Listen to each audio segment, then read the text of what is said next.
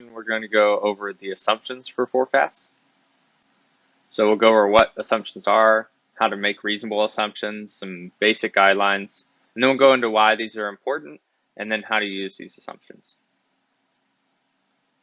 So how to make reasonable assumptions? Well, first you're going to look at historical data for your firm.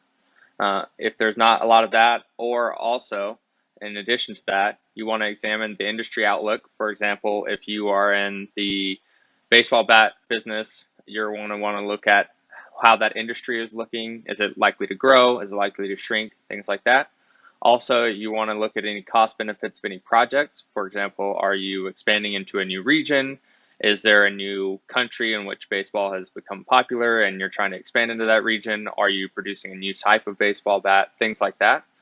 Also, you want to determine which items on your balance sheet, your profit and loss statement, and your cash flow statements are all linked together so that you can properly put those together.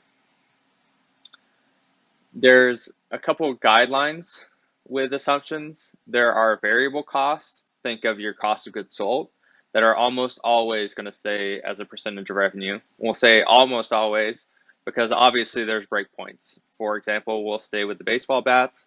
If you were producing 1,000 baseball bats, your raw materials is going to cost a certain amount, but let's say you jump to 200,000 baseball bats. Well, you're probably going to get a break or a reduction in your purchase price, so your cost of goods sold. But generally within a certain range, they're always going to say the same percentage. So, and then you have your fixed cost, which will only change at those breakpoints.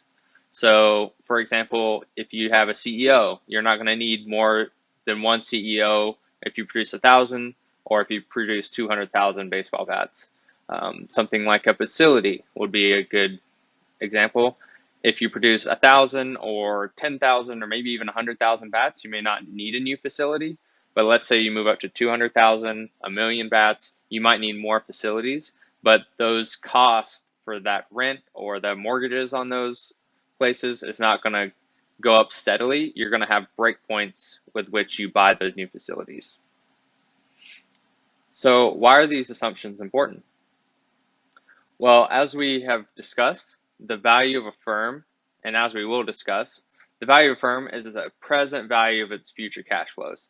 So really making these assumptions on how the business is going to grow really is what the value of the business is. So making these assumptions and making good assumptions is all the better. And then without good assumptions, we can't determine how to deploy the capital available to the firms. So if you have in this example that we've been using, this baseball bat manufacturing business, if you can't determine if you want to expand into a new region, how much that's going to cost, if you're going to shrink in the region you're already in, or if it's going to grow dynamically, then you can't really determine what you need to do with the cash and capital available you have to you. So now we're going to go into how to use assumptions. We just have a simple example here. So you have Manufacturing Inc. based in Salt Lake City. They're expanding to the East Coast. This expansion is forecasted to increase the revenue by 10% in the next year.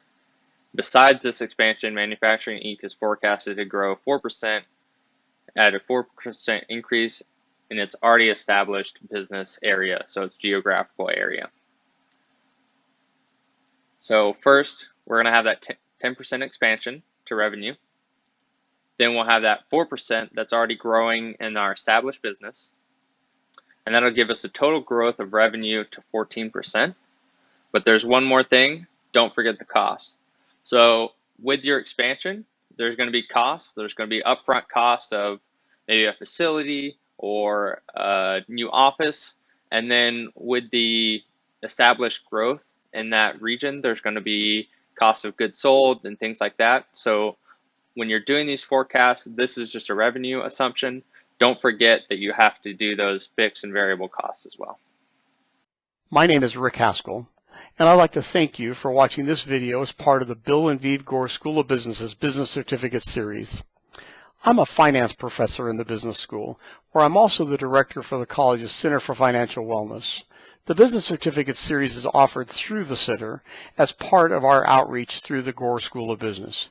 You can follow us on social media through Westminster's Instagram, YouTube, LinkedIn, or Facebook pages. You can use the QR codes provided or simply go to these websites. Thank you.